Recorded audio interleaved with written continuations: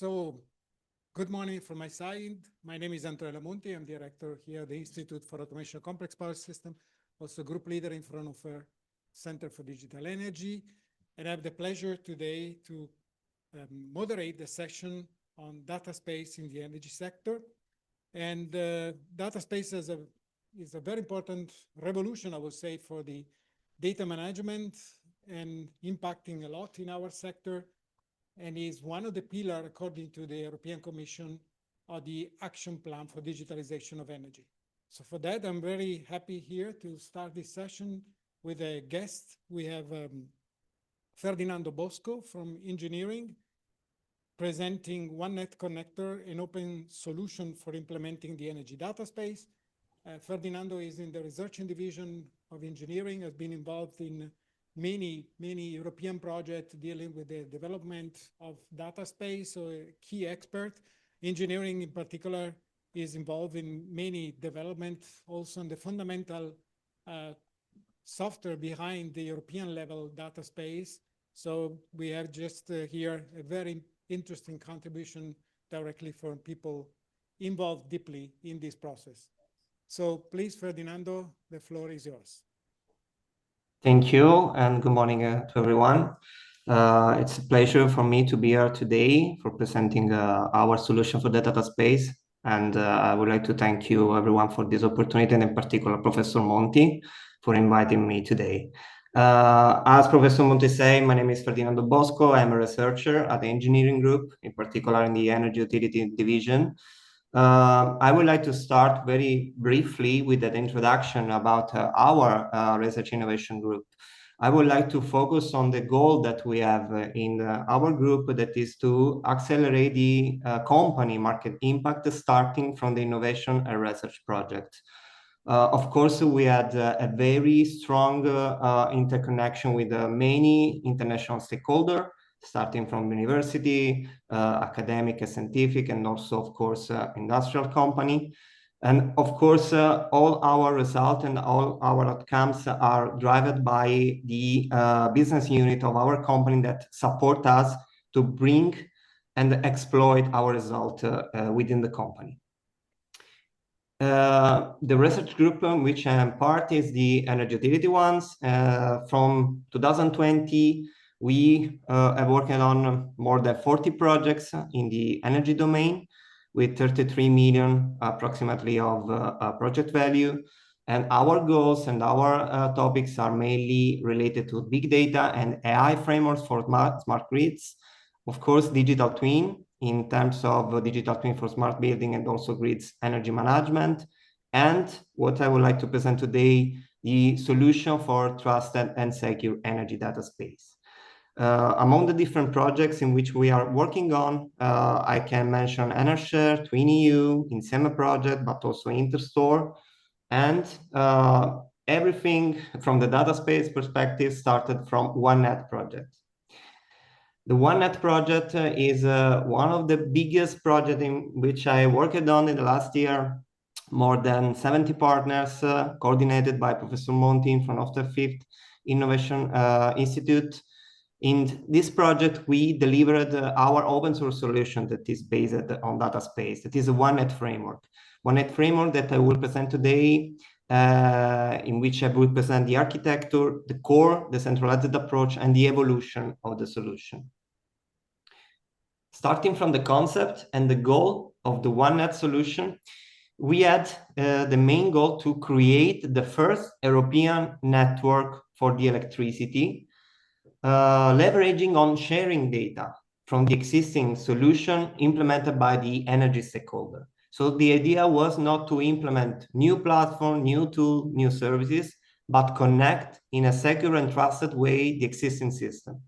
And this is why we created and designed this OneNet architecture, in which at the bottom you can find the energy stakeholder, DSOs, TSOs, market operator, flexibility provider, and so on, together with the data sources that are the core that enable the data space. On top of that, we have the existing legacy platform.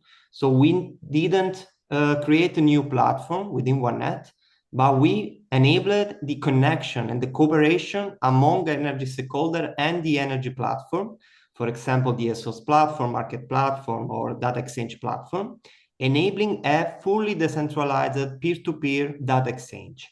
We delivered what we named OneNet connector, that it's a plug-and-play solution. I will show later some detail about that, that can be deployed closer to the platform and enable this decentralized end-to-end data exchange without an intermediary, a third party where the data is exchanged.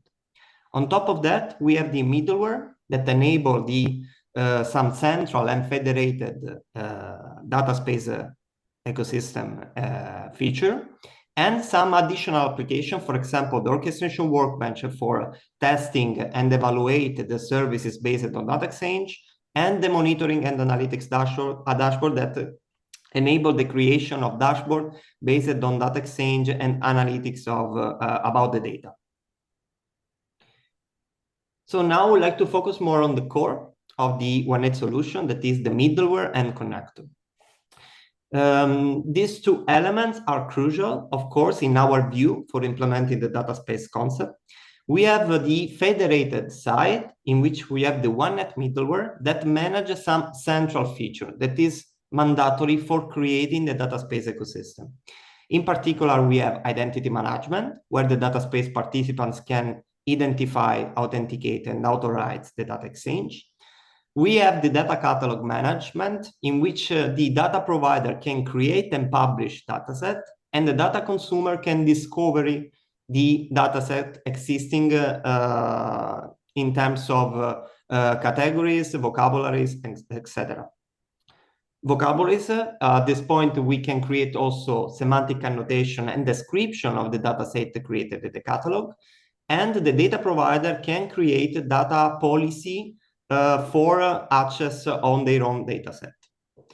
The second element is the connector. As I said, is a plug-and-play solution deployed closer to the platform or the participant platform, in which we have IDS-based service. So we leverage it on IDS solution and guidelines for the implementation of the data exchange. We have also used the Fiber Context Broker for the standardization in terms of NGSI linked data standard. And we implemented OpenAPI and data application for standardizing the interface for connecting both the legacy platform and the middleware on top. This is the architecture of the middleware and the connector. I would like to focus here in the two main points. The data exchange is completely end-to-end. So any data is exchanged outside the two connectors, the data consumer and the data provider side. Within the data connector, we have several modules that allow to create a data set, to negotiate the data policy, to integrate data via API or other protocol. And of course, the API that connects the connector to the middleware, so to the federated layer. In the federated layer, we create this federated ecosystem where the participants can subscribe, can create a data set, can create services, can exploit the vocabularies and then semantic part. So the middleware manages the federated part, the connector manages the decentralized part. In the bottom side, we have any kind of local platform or local user that can use the connector and the middleware for exchanging data in a secure way. In particular, from the connector point of view, this is the architecture in which, as I said, we have the IDS core services, for example, for usage control, for the clearinghouse, and for the identity management. We have the Fiber Context Broker and the data application that manage the data exchange using NGSI LD standard. We added additional data services, for example, for data harmonization tool and data quality. We implemented an open source graphical user interface for facilitating the connector usage of the data consumer and data provider, so the OneNet participant. In particular, if you are familiar with the data space, you know that there are several connectors implemented with several standards and several specifications, but the OneNet connector was the first connector specialized and tailored for the energy domain. So we have done a very huge work for creating the vocabularies, the service category, the energy services for the energy domain, in particular OneNet focused on the flexibility market and flexibility services, but the vocabulary can be extended with several other categories and services. So it's completely open.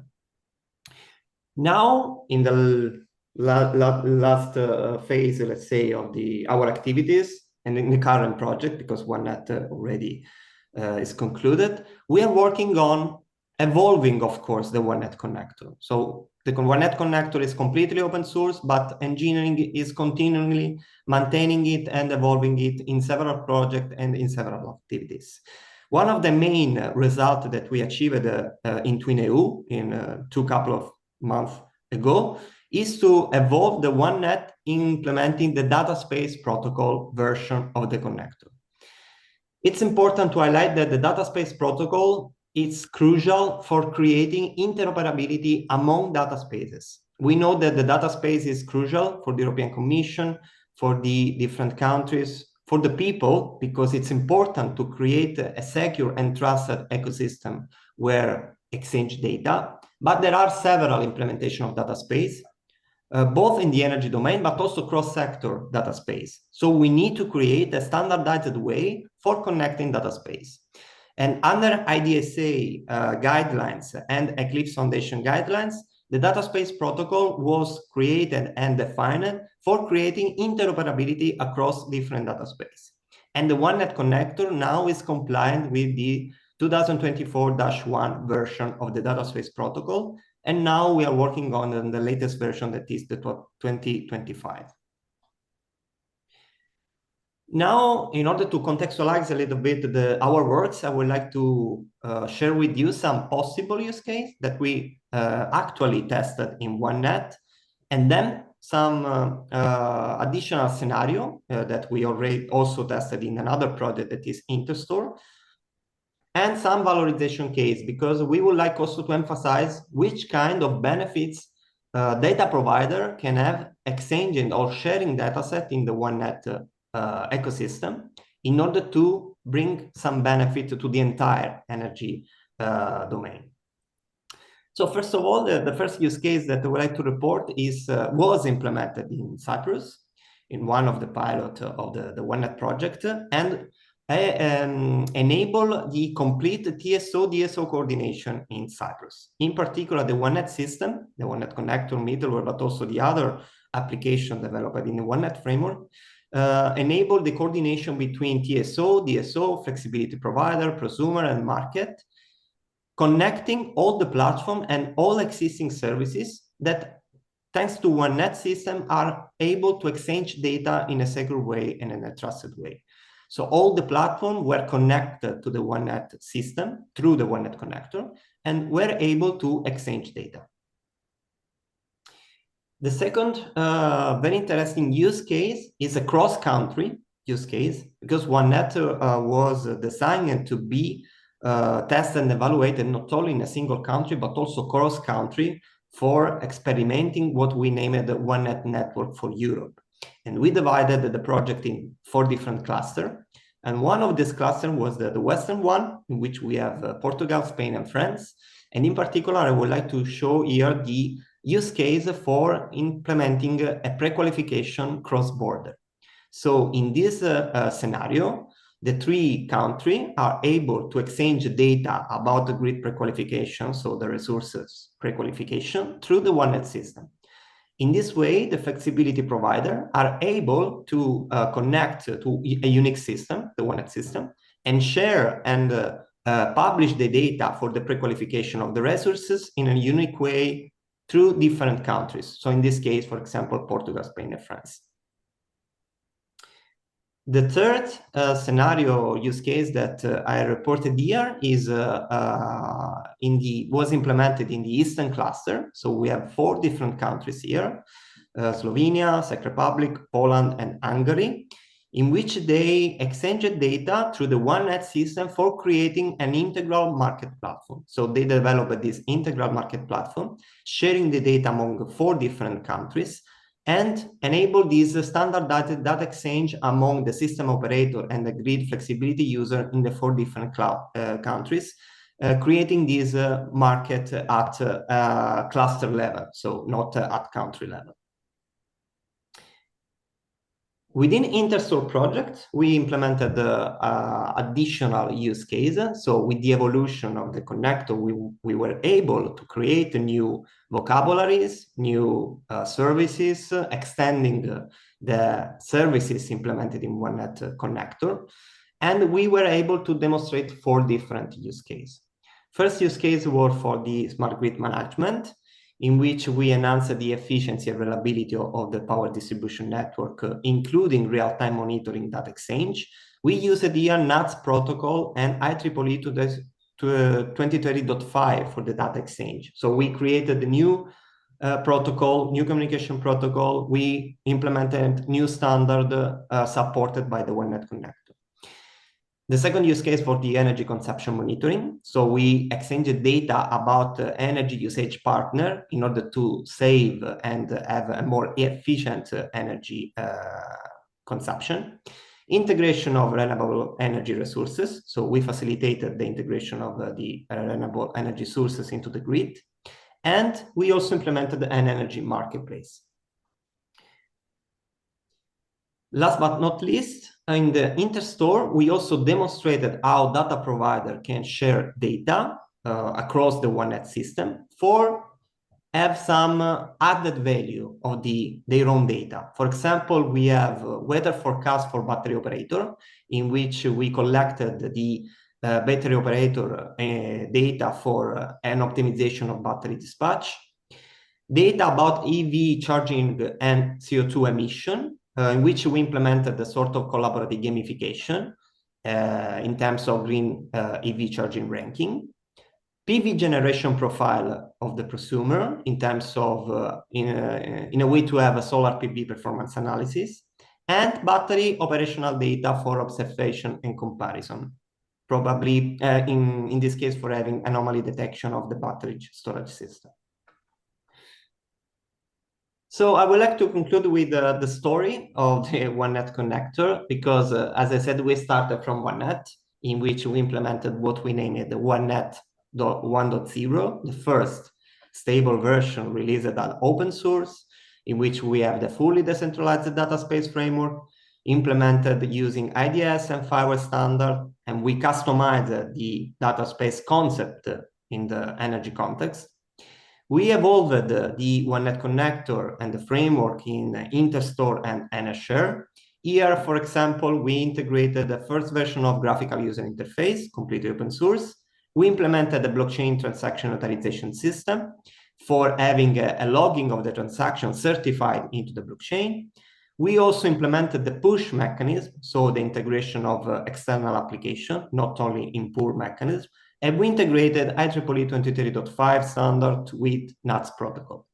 In TwinEU, that is a current and ongoing project, we implemented the data space protocol, as I said at the start of the presentation. We are working on extending the extension of the vocabulary standard, and in particular, we will support the digital twin federation, including data and model exchange for the digital twin.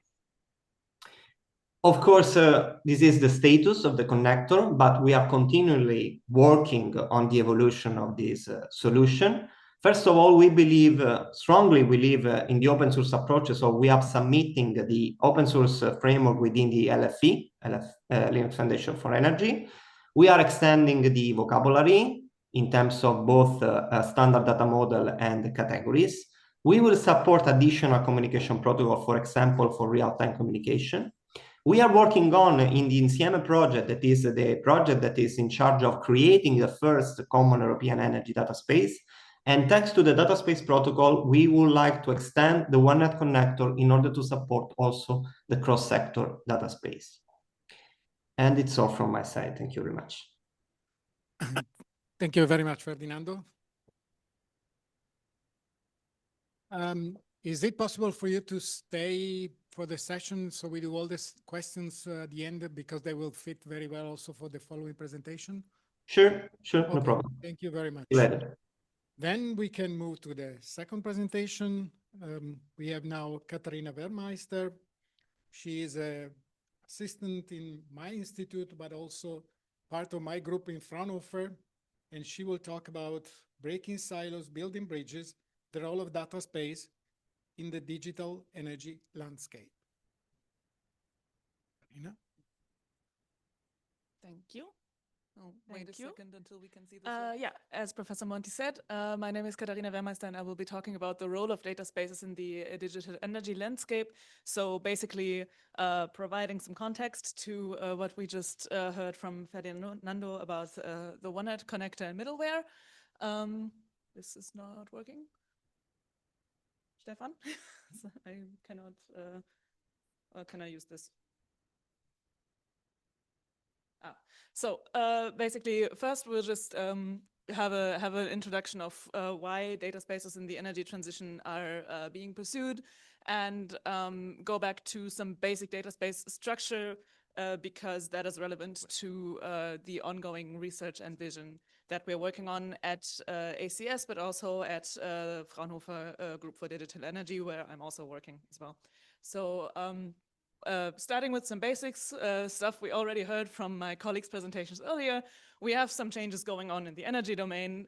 We are moving away from the unidirectional classical model of generation toward load, toward this multi-directional model where not only the electricity flow, but also the data flow is going on both directions. So specifically from, we have a lot more data exchange going on due to all of the more complicated changes in the electricity domain itself. And having heard from some of the consequences and things on the electricity level earlier in the previous block, I will now focus on the data perspective.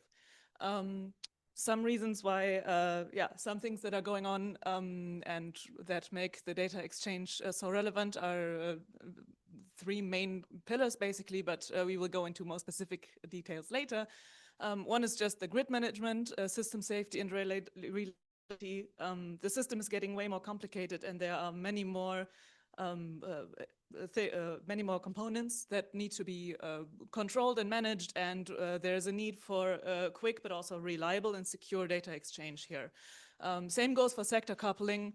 If we are including EVs, transportation, heating, and so on into the electricity grid, there is a need for heterogeneous data to be connected and included.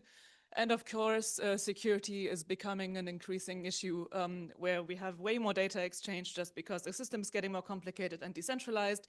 That data exchange leads to new attack vectors for bad actors. So we need new defense strategies, and those defense strategies, again, require more data. So all in all, we need fair, regulated, and efficient data exchange to keep the electricity grid secure, and data spaces aim to do something about that. So the data exchange right now, in a lot of cases, is built on silos. What does that mean? So we have different ways of managing data at the moment. We have databases which are structured and kind of transactional. Then we have data lakes where we store raw data in a less structured way. And then, as we all know, also cloud storage is becoming increasingly important, but that brings its own issues because we are dependent on specific vendors, AWS, Google, and so on. They all have their own formats, tools, and APIs. And so you're, again, dependent on one kind of data storage. So no matter how you do it this way, you end up having one silo with data, and it's really hard to make those talk to each other and make those connected. So the thing with data spaces is that we are trying to break and connect those silos by adding a new structure. On the right-hand side, this is actually very similar to something that we just heard from Ferdinando. We have a data provider and a data consumer. Those are the main roles in a data space. So we are either in a data space because we need data or because we need to share our data.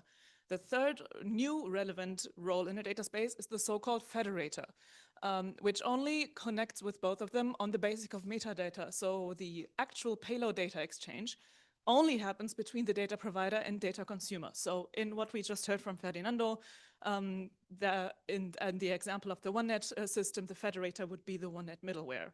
And the data provider and data consumer each have a OneNet connector and can therefore directly exchange their data with each other. And the federator is there to make sure that this exchange is secure and trusted and interoperable.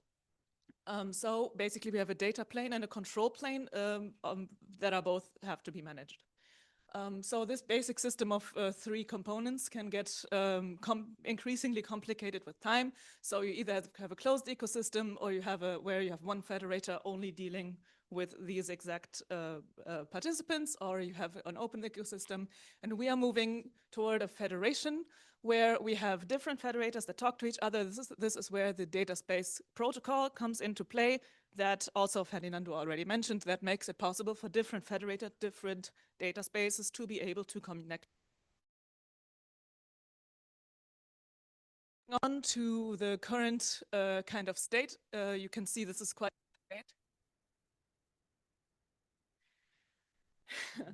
quite up to date. The 3rd version of the blueprint of the Common European Energy Data Space was published last month.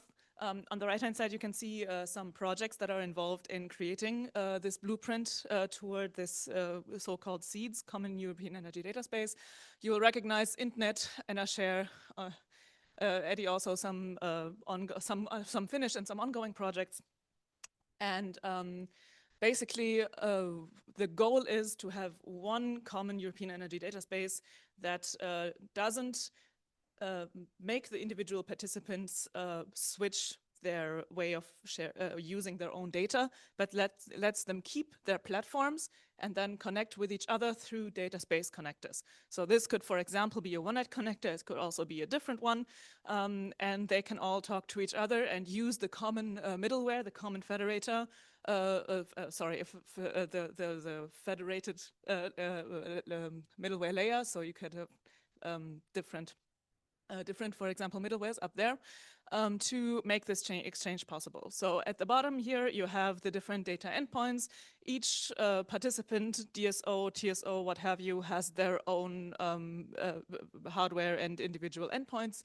Connect to them in their way that they are used to, and manage their own data in the way that they are used to. And then they get additionally, they get a data space connector to make it possible to connect with each other across that data using the tools for identity management, access management, marketplace, and so on that the Federation of Data Spaces can provide. So this is the long-term goal. Here we have the ongoing development of different data space technologies. Again, familiar words. We heard about OneNet. We heard about TwinEU working to build upon OneNet, and the data space protocol, which is really making a difference in making it possible to connect between these different ongoing technologies. So. To go a little bit more specific into some use cases, and then from there into the actual research that we are doing at ACS individually, the blueprint for the SEEDS defined 5 high-level use cases. We have the collective self-consumption, we have residential home energy management, we have the TSO-DSO coordination, which we just heard about from Ferdinando, for example. We have electromobility, and we have renewables O&M. So these are just the high-level use cases, each of which then can have lower-level, more specific ones. And we will talk about 3 of them individually and the research that is happening. So talking about residential home energy management, integrating DER flexibility aggregation, it's a long word, but the point is we are looking at this as ACS from the prosumer's perspective. So if you are a prosumer, a person with a house with a PV, an EV, a battery, stuff like that, why do you care? What would data spaces change from that perspective? So on the left-hand side, we have the current situation where each asset that you have is going to be made by some different manufacturer. Each of those manufacturers had their own way of dealing with data, has their own cloud. Your PV generation data goes to the manufacturer's cloud before you yourself ever see it. And then you have to use their API to access your own data. This is a bit complicated, it's a bit annoying, and it makes it really hard to connect that data in a productive way and do proper home energy management systems and so on have to deal with that kind of thing.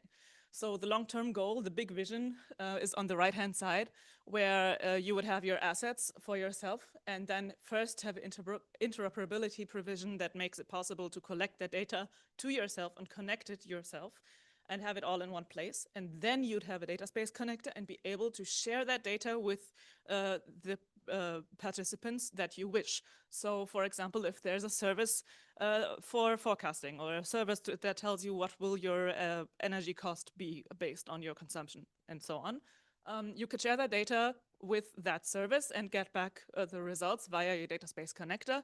There are other examples. You can, for example, it would make it easier to switch your provider, your network operator, because your provider, because you don't have to get your data back from the current one and then give it back over. No, you have your control over your own data. That's, of course, the dream, but there are some challenges with this. Most of all, the last one for me, I think, is the biggest one, is that this would need extensive regulation, because right now there is no incentive for any manufacturer to move away from the model that we have right now. It is in their interest to keep the data. So we can talk about the technical issues, but the regulations are a really big pillar in the data space anyway.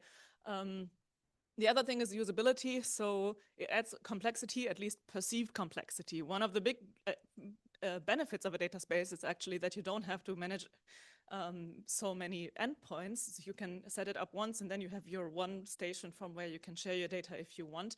But of course, in order to adopt this, there's change necessary, and this always makes people a little wary. So it's difficult. So this is ongoing analysis on our side. What is the value? What are the challenges?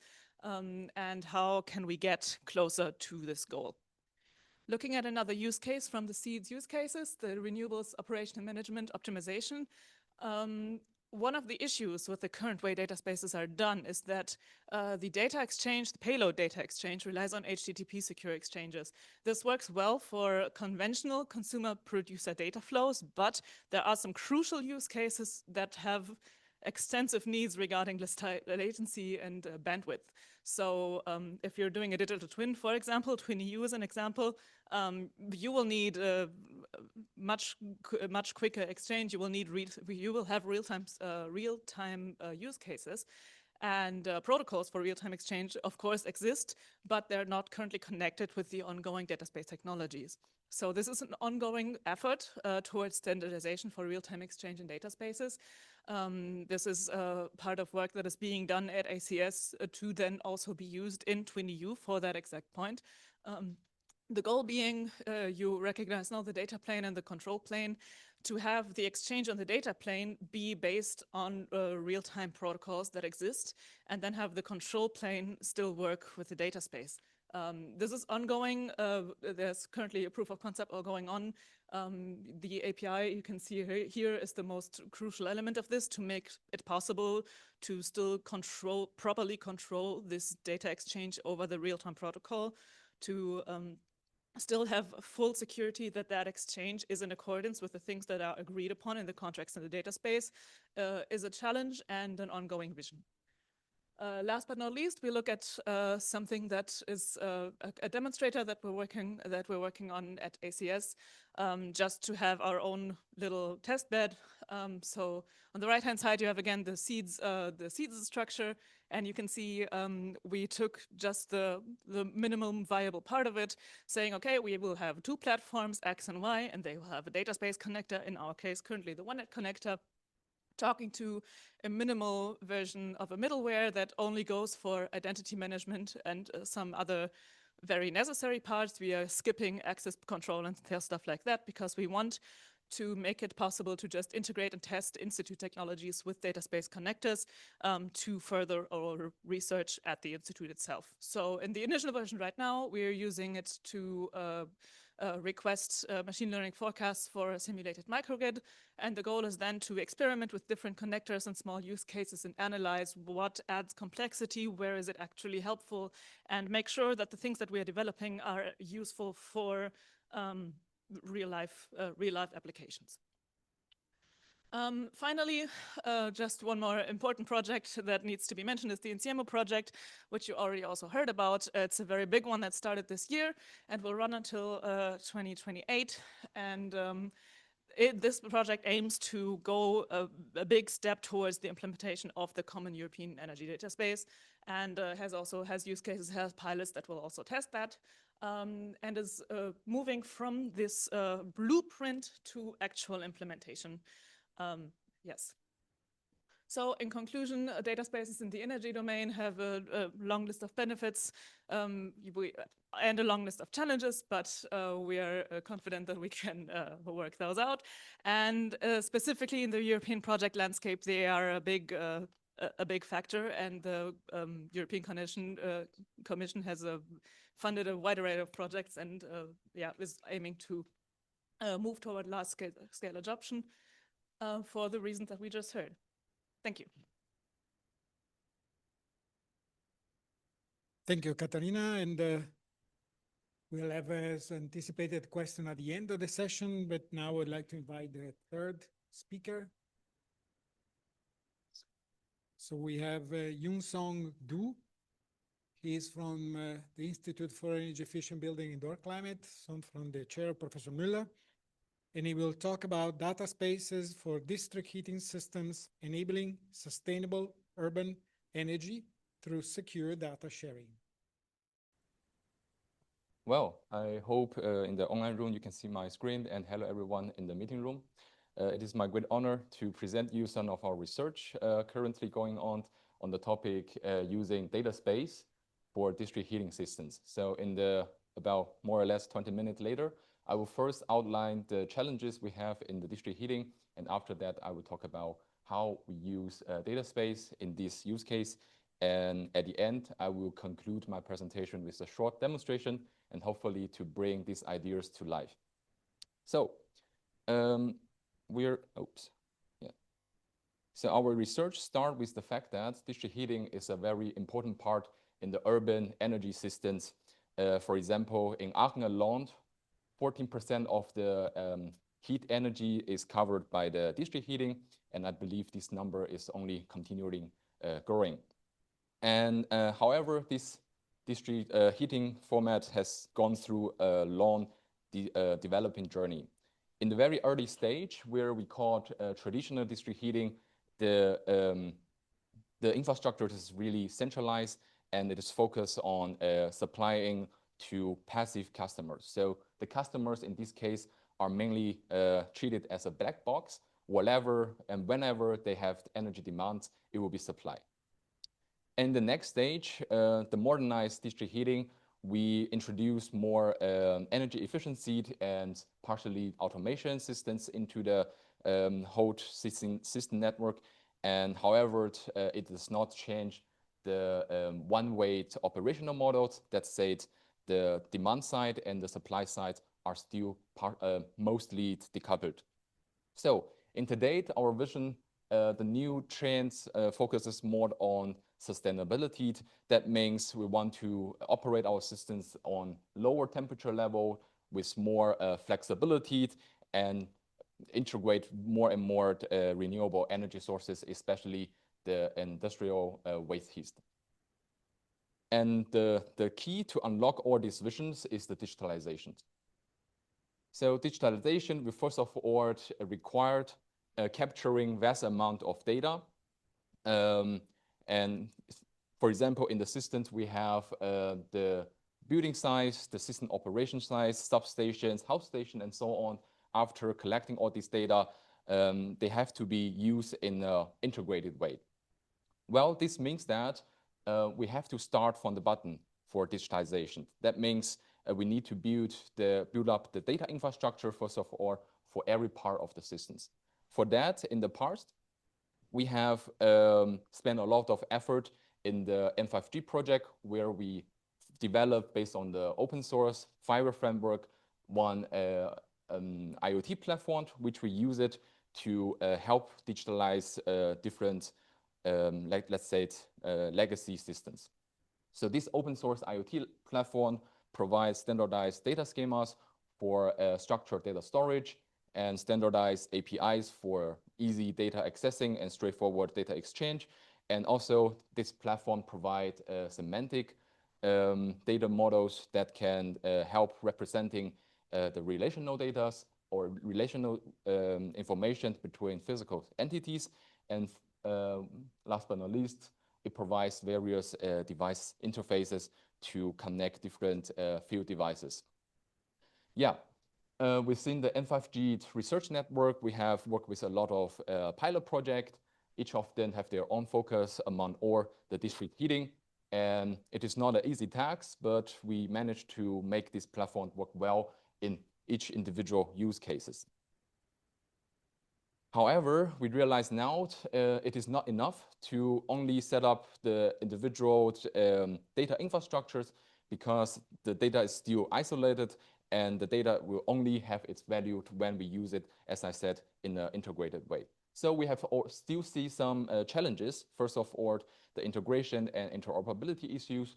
Here, for example, in district heating, we have a lot of stakeholders like the system operator, energy suppliers, and building operator as well. All of them have their own proprietary data models, naming conventions, and even different data interfaces. We have seen, for example, in one project, a lot of engineering effort has only been spent to map different heterogeneous data sources. And that is a large PD from my perspective. Besides, we also have the concern about data sovereignty and security. Traditionally, if we talk about data sharing, it means we give our data to someone else, normally a neutral entity that claims to be trustworthy. However, once we do that, we basically lose the control over our data. And plus the risk of data leaks, this will further prevent the data from being shared and prevent the further collaboration opportunities. With these challenges in mind, we have found the data space, which provide a very powerful solution. As we have heard from the previous two very nice presentations, the data space provide a secured and trustworthy infrastructure that people can share their data without losing the control over their own data. So with data space, we can connect the data from all the stakeholders. And how does that exactly work? I have bring a short or a minimal viable data space as a representations. Here we only have two participants, one data connectors, one data provider, and one data consumers. To be able to join the data space, they have to first set up the very important part or important component, which is the data connector. And this data connector is a technical software that can connect their local systems to the infrastructure. During the data sharing, the process mainly happened in two separate levels, which the first part is the control plane, where it handles the overheads most likely.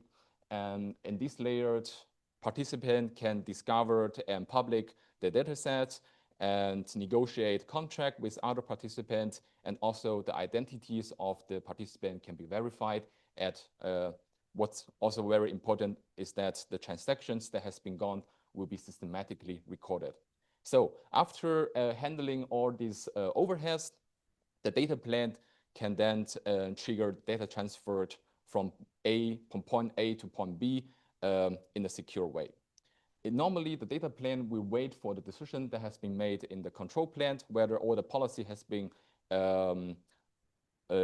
applied or has been checked. And after that, it will create a secure data pipeline only between the data provider and the consumer. And all this centralized infrastructure will be managed by the so-called data space authority. Yeah, as you can see, some of the infrastructure is centralized, like the identity hub and the federated catalog especially. However, each individual data sets still remain in the local system, and it can be controlled by each participant themselves. After understanding how this data space can work, let's apply now this data space to the use case of district heating. So here we have conceptualized a model where we have a lot of data providers, including commercial or residential buildings, substation operator, and some data services like weather forecast, or even some external heat sources like data centers and so on. In this case, the data consumer will primarily be the utilities companies and energy suppliers, because they can directly utilize this data, first of all, to predict demands or get better understanding of the demand, to better optimize the operations of the systems. And also they can detect fault, identify issues, and also utilize this knowledge to better plan new systems in the new urban area, for example. Besides, the building operators, especially of those from commercial buildings, can also utilize the data, available data, to better schedule their systems. For example, in the case of dynamic tariff, they can get incentive for that. Last but not least, we also unlock the possibility to effectively connect third-party service providers so that they can utilize the data when they are commissioned to perform specific tasks. Well, as I mentioned, one prerequisite to joining a data space is the existence of data infrastructure. Theoretically, it can be anything. Gesundheit. It can be anything. It can be any data infrastructure that provide a web interface so that the data connector can connect it. And the M5G platform that I just introduced is an ideal solution for that. In summary, we have seen a lot of challenges, including proprietary IoT platform and data infrastructure together with isolated data usage, which will limit the business opportunity for the future district heating systems. For our solution is mainly then in twofold. So first of all, for those stakeholders, buildings that do not have any data infrastructure yet, we provide IoT platform in our previous M5G project that help them to manage their data. And secondly, we right now develop or try the data space to connect all these standalone data infrastructure together and connect all the data into one shared data space. Well, if we get all these things right, the values can be very enormous. First of all, we can break the cross-platform interoperability issues. So we can help them use the data what currently is not possible. And secondly, we enabled the efficient and sustainable district heating by utilizing all this valuable data has been shared. Energy suppliers can really optimize the system operation in a sustainable way. Besides, we can also unlock the demand-side management. The customers are now no more treated as a black box, but they can really actively participate in exchange to provide flexibility and in exchange of incentives. And last but not least, as I already mentioned, we unlock the big data and analytics so that the historical data, for example, can be used to predict potential fault. And then in this way, we can identify the most urgent issue and then organize and schedule the limited resources more effectively. So with that being said, it leads me to the end of my presentation. And now I will switch over to a short demonstration how a data space can looks like. Let me just simply switch here. First of all, yeah. So as you can see here, this is a user interface that we have currently developed for a data space connector. It is based on the, in the backend, the Eclipser data connector. And again, this is only the visualization for data space connector, not the underlying data infrastructure. The data infrastructure, what we use is the fiber-based M5G platform, but it is not for that. And you can see on the sidebar, there's a lot of options for a participant. Right now, we are logged in as a data space or data provider 1. And what we see in the middle of the screen is basically the same as the sidebar. So the first options we have is to manage our data.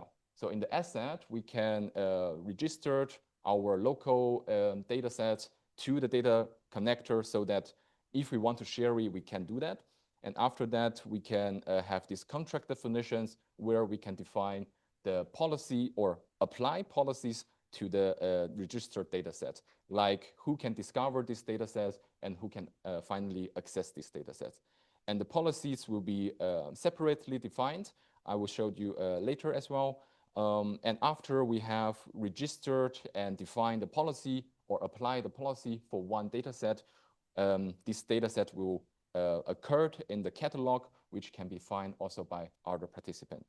And the last two sections about agreement and transactions, it is what I mentioned, the systematically record for what has going on. So maybe first, let's move to the asset. So here we have already seen 4 of them. Imagine we have registered the historical data set for 4 different buildings. Some is apartment buildings, some single family buildings built from different years. And I believe the first 3 columns are very intuitive. So we have, first of all, the ID of each data set and name, and then some comprehensive descriptions so that people can understand what this data set is about.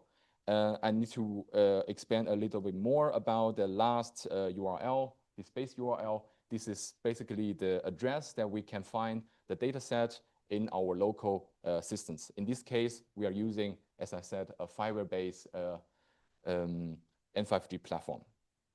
And the good thing is we don't need to, if we want to share data with someone else, we don't need to think about how we want to open my own data infrastructure to someone else. How should I set up the authentication services? I just need to connect my data infrastructure to the data space. And if we, for example, create a new data set, a new building, for example, and some text as the descriptions, just an example, and provide another link for accessing the local data set, then it can also show up here below as the 5th one. So after that, we have the contract definition. Here, the asset ID match exactly to what we see here, the ID of the asset. And then we basically define 2 policies. First of all, who can discover it and who can access it. It will make difference when we, at the end, show how data can be shared or can be used from the data consumer side. And this policy also has been already defined here. And then, as I said, only the data set that has been applied by or has been defined with a clear policy will show up in the catalog. That said, the new created data sets are not showing up because I didn't define what policy should be applied for it. Well, this catalog will also show up in in another page, which is the view of a data consumer. So here, the data consumer is a purely consumer. He will not, or they will not provide any data sets. That's why, or the management page for creating and defining policies are not there. The first block of this page, or the section of this page, is the federated catalog. Because this is a minimal viable data space, there is only one provider who provide 4 data sets. As a consumer, I can also see all these 4 data sets. And it has some difference. For example, in the first data set, we see that it required normal data processors to be able to access this data. And in the last data set, it required a more high or more stricter policy to be able to process this data, a sensitive data processor role. So let's maybe first try to negotiate the contract with the first data set.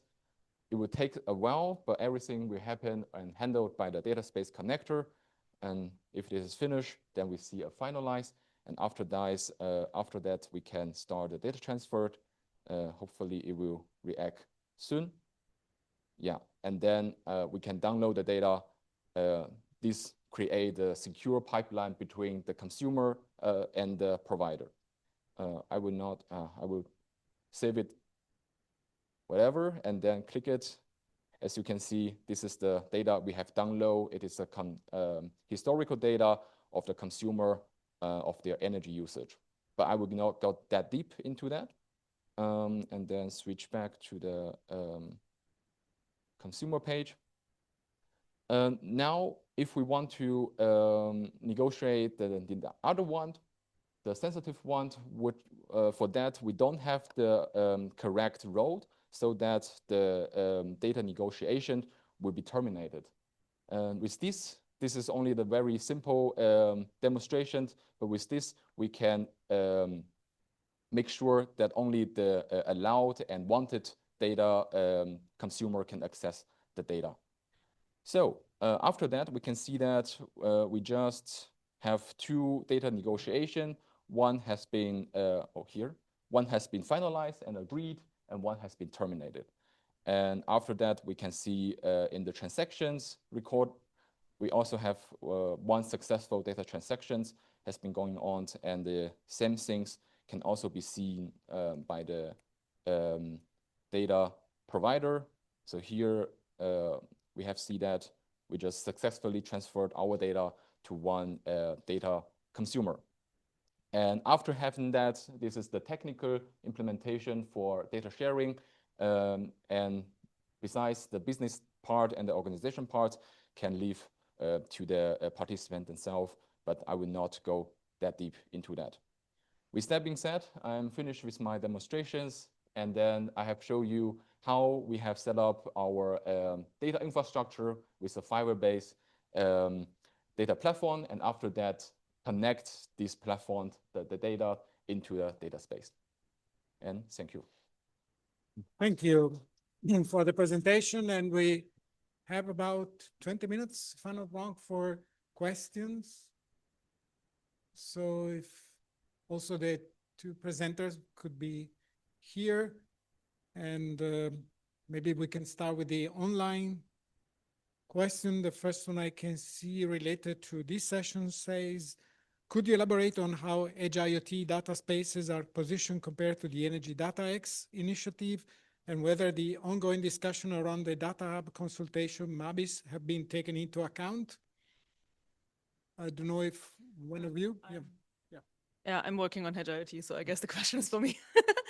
Energy Data X initiative, I have to say I'm not familiar. I don't know if...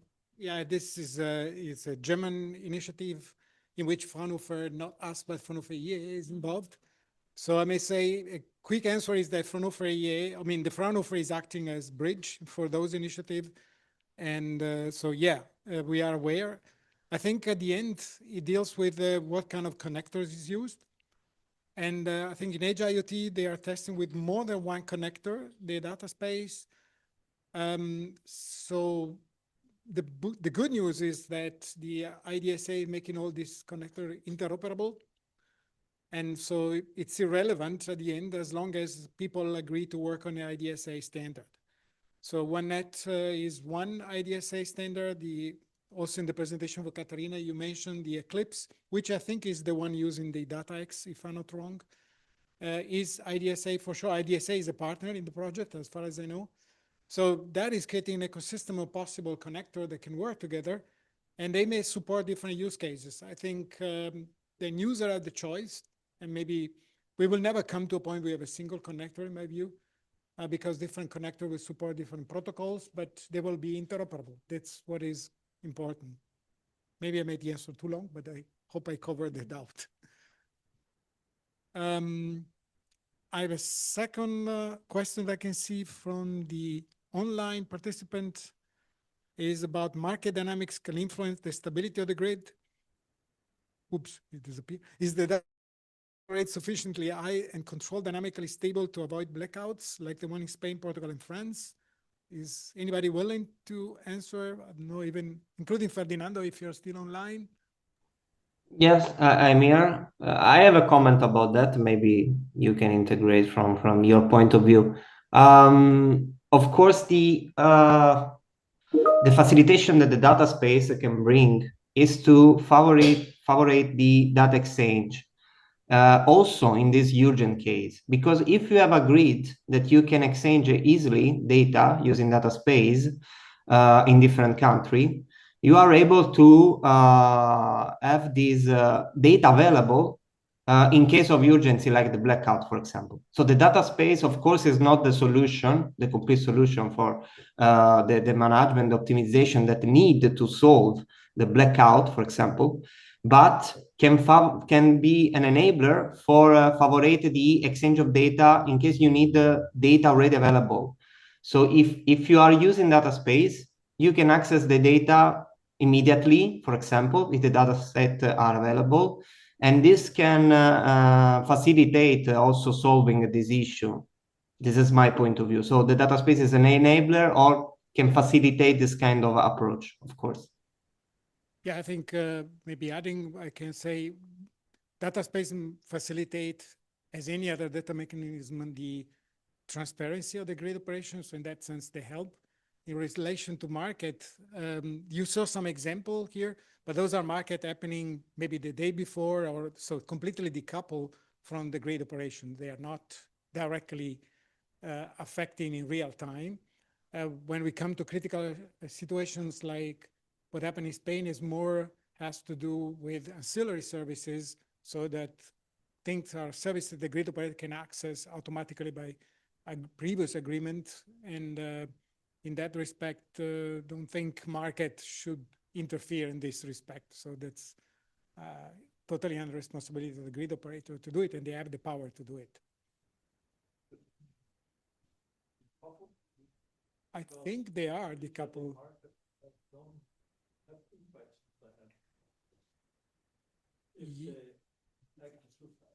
Yeah, the question is, again, a follow-up if they can really be decoupled. I don't think, for example, in a blackout in Spain, there was any indication of connection to any market operation. So just simply on these extreme consequences. I think when it comes to those rapid, like I said, there are direct commands the grid operator can take. And so I don't think market, I'm not aware of any big disaster that was connected to market. At least as far, I don't know, maybe also the economists are more in the audience here, have different opinion, but, or comment. In this day and age, there's still enough lead time, I would say, in trading and dispatch. Yeah. Do you have, okay. Will you come, should I come there? And maybe one more question. You all mentioned to go to data spaces, this will need regulation. And when we look at the situation today, we are building a lot of different silos. So all vendors try to implement own platforms and try also to make own business cases from the platforms. So how can we make this transfer without having people to complain that we have too much regulation again on this issue? So what is your opinion on this? First, I would like to check, Ferdinando, are you interested in contributing, or should I go locally? No, please go ahead. Yeah, please.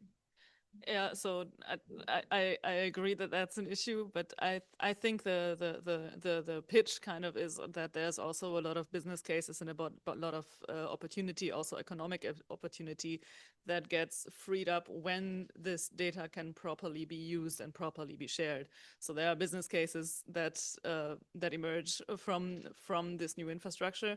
But I agree that it is a challenge to communicate that in a way that makes people want to agree. So I'm also actually working on a paper with Fraunhofer IEE as well at the moment, where we are doing a meta-analysis of different data space implementations and the lessons learned from them. And one of the big issues that we are seeing as a result of that analysis is adoption, is that even though once you have set up a data space system, most things get easier, it's harder to make that happen because of this communication issue and because the opportunities aren't properly advertised at the moment. But I think that can change.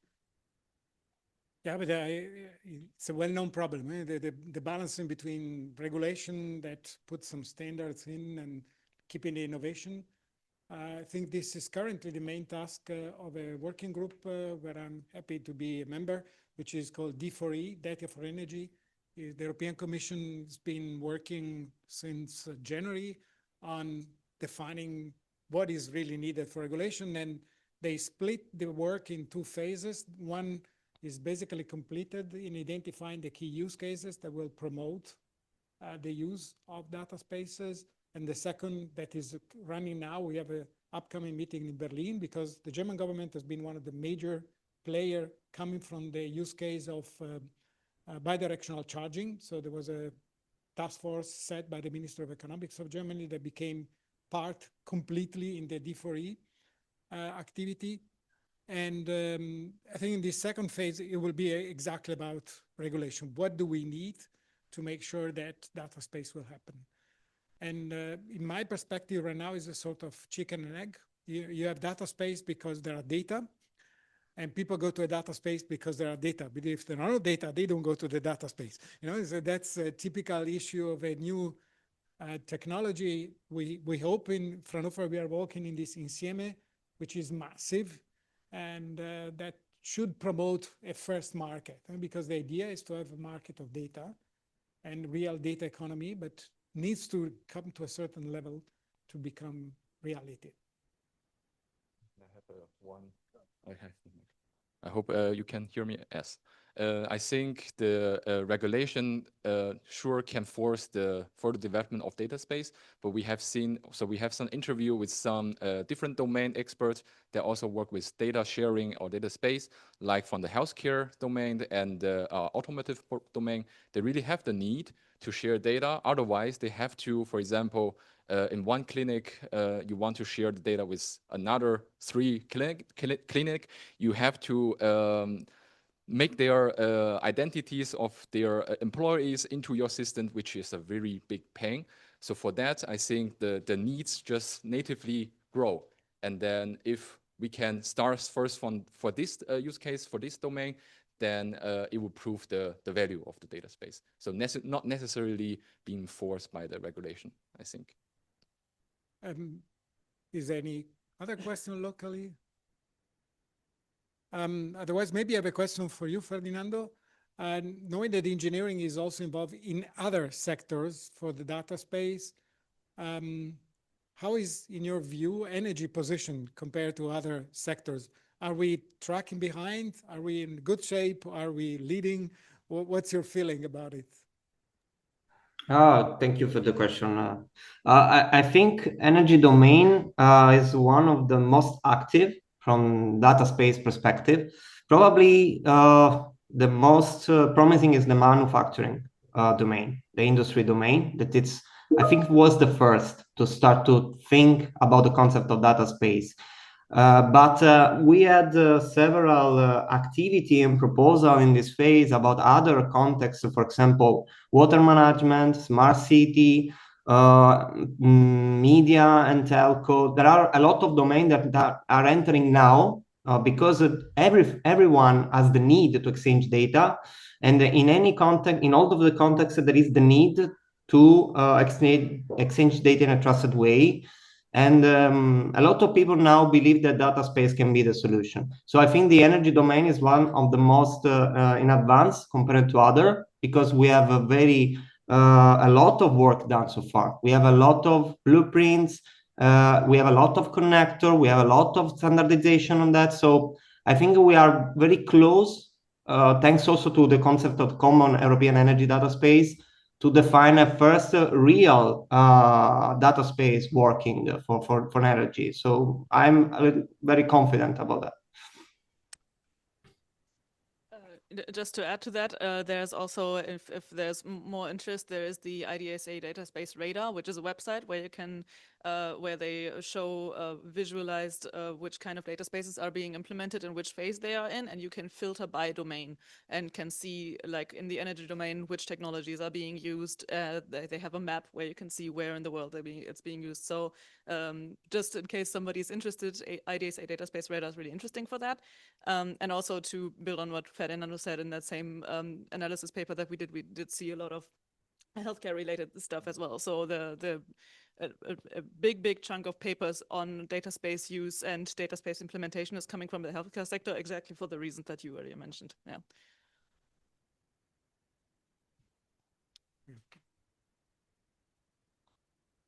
One big concern that came up with PV inverters is that the market has been basically to the point that 70% of all the PV inverters comes from one Chinese company. And the question is, can they control now or turn them off? Would the fact that you use these connectors and that the user, the end user, can determine which data is shared also prevent that kind of situation so that, that people can trust that things like that can't happen? There's a big concern going on at this moment. Is there any, who will like to take? You mean, okay. I think this is in relation to the slide that I had with the current situation, moving situation. That was actually, I think, one of the things that we talked about earlier a while ago. That is the goal, that you would have your own data under your own consideration. But this is the issue that you raise is also exactly one of the reasons why it's hard to make that happen. So if we get there, I think it would be a good step, or it would be you would be able to control your own devices better, and that couldn't happen because you don't have that direct cloud connection to the manufacturer's cloud. But that is also exactly the reason why the manufacturers are not going to do it without some kind of intense regulation on that end, and we have to see if that is realistic.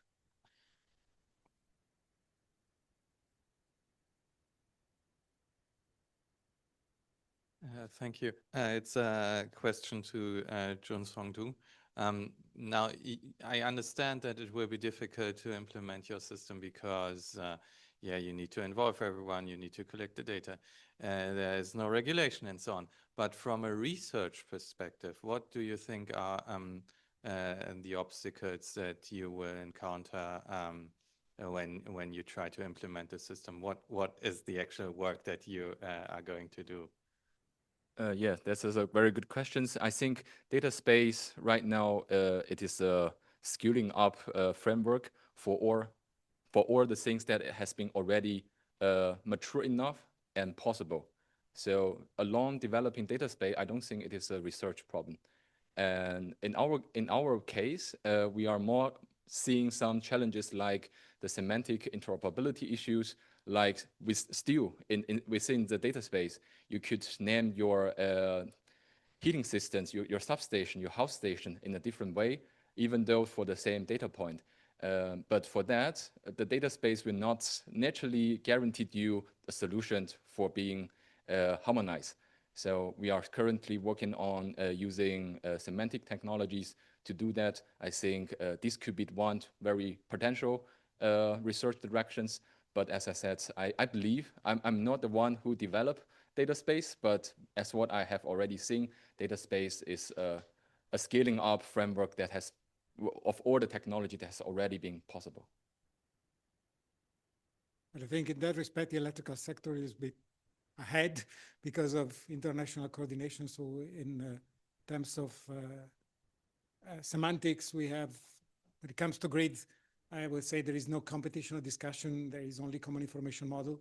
And that's, it's a very good asset that is making the electrical grid those problems already solved, which is a very good thing. So all the grid operators basically agreed on one data model, and also Europe and being front developing standard across all the grid operators, more at TSO level, but now it's coming down at DSO level as well.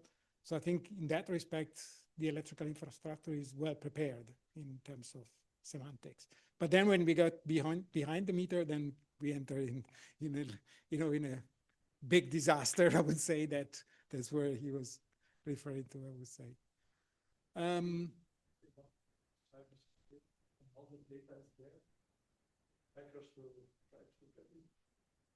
The data will not be in one place. This is the big thing.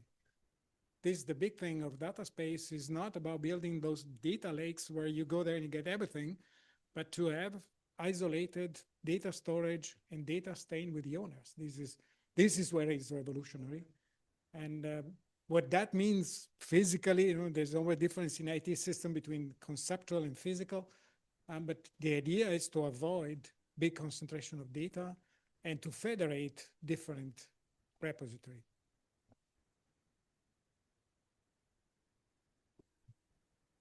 Thank you. But I would like to follow up on this, and maybe I'm a bit embarrassed to ask this after 1.5 hours of presentation, but I'm still not sure who would operate all these different data storage locations. So who's hosting the servers? Who's taking care for them? So I don't know if I just missed this point, but maybe you can elaborate again. Maybe I can first start for the okay. Contribute because they are involved in the implementation action.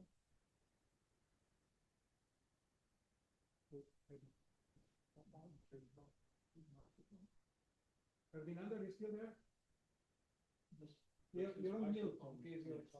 Sorry, I cannot hear you very well. Can Sorry. The question came from the audience, and maybe because you're involved in the implementation action, who is going to run the different data repository involved in the data space? For repository, do you mean the central middleware? Yeah, there could be one, but I think the question was broader. Where are the data going to be? The data going directly to the different stakeholders. So the data itself is a end-to-end data exchange, as I mentioned it. So when I publish a data set, I publish it into the catalog, ideally, but only with metadata about the data set, and the data going directly to the consumer side. So there is no data outside of the provider side and the consumer side after the negotiation. I don't know if I answered the question. Yeah, I think, but maybe following specifically on the topic, I think that's partly where the regulation will play a role. Because, for example, we haven't agreed on certain, for example, you mentioned the middleware. Who is going to be responsible for that? That's part of the regulation. Will be a single authority. It's going to be a European level authority. These are critical questions of regulation that will determine different models of implementation. Yeah, but for me, that's a very general question. So I, as a customer, I do have to store all my data, right? So, but I don't know who might want my data. So I might have to store my energy consumption in second resolution. So that relatively quickly amounts to a lot of data, terabytes of data. So I have to host a substantial data center to just, for the occasion that someone might be interested in having my data in 1 second resolution or so. Or I might just be interested in deleting it all because maybe my smart meter went wrong, and it's good for me to just delete all my data, and no one can ever prove that I maybe consumed more than I actually did, or something like that. Yeah, but that's why I was saying one thing is the conceptual view. That's what was presented. One is the physical. Data may still be with your data provider, but the access and control is regulated by you, which makes conceptually data yours and then in your domain. So it's a conceptual view. So that's totally open. You could hold on your data locally if you like. I mean, it's an option. You could also say somebody else is owning the storage of my data, but I own fully the control, which today we don't have. As a final customer, I can tell you it's a nightmare. You don't have control of your data, and that's totally unacceptable. I had a lot of discussion with providers related to products. They don't give me full access in any form that I want as a customer. And that's something that is limiting business opportunity for others, but also unacceptable as customers. So when you go to the provider of technology, they build their own systems. They give you what they want as an access, and they do what they want with my data. This is, that's what it has to change, and that's what is conceptual. That's not according to European data policy, right? They have to inform you what data they have of you, and they have to delete it all, and they have to handle it also to very, very strict regulations, right? With massive penalties. You have your app, you can visualize with your app. That doesn't mean you control fully your data. So they do things, and they have good lawyers to make it look good. But as a customer, I tell you, I don't feel I'm in control of my data. But in this case, if I give you my data now because you have some legit interest, am I sure that you cannot distribute it any further or store it longer than I need it? So will it self-encrypt in a way again to become invisible again after the original purpose that I handed it out for some person? Sorry, I missed the scenario. I lost it. So I'm still stuck. It feels for me like being stuck in the same situation. I give out my data as a customer now for a seemingly valid purpose in 1 second resolution to someone who's interested. But how do I know that this other person does not spread it any further, stores it somewhere? Is there a mechanism implemented to re-encrypt the data and make it unusable after its first? This can be done. This can be done. For example, I always use this example to explain the connector logic, which came to the industry, as Ferdinando said, was the first one. It is 3D printing. So when I do 3D printing, what happens is I have a design, and then I ask somebody to print. So I have to give my design to somebody else. In principle, I have the concern, okay, he prints 8 copies for me and then 100 and sell it, right? The connector makes sure that you access 8 times, and that's it. Then you cannot. So those mechanisms or that sovereignty are there and are coming from the industry use cases where this is about the intellectual property. You want to share it for a limited time, for a limited purpose. And that's the power exactly of connectors. Ah, great. That makes it more clear. Thank you. Yeah, I know this example was very up to the spot because it's very concrete on a physical thing. Okay, but I've been told, and it's true, we are at the end of the morning session. I don't see other questions online. So I would like to take this opportunity to thank the speakers and also the audience for a very entertaining discussion in a very hot topic like data space. And then we close and we go for lunch here and we come back here to the session at 1 p.m. and we continue with more sessions and other interesting discussion. Thank you so much for following this morning. See you later.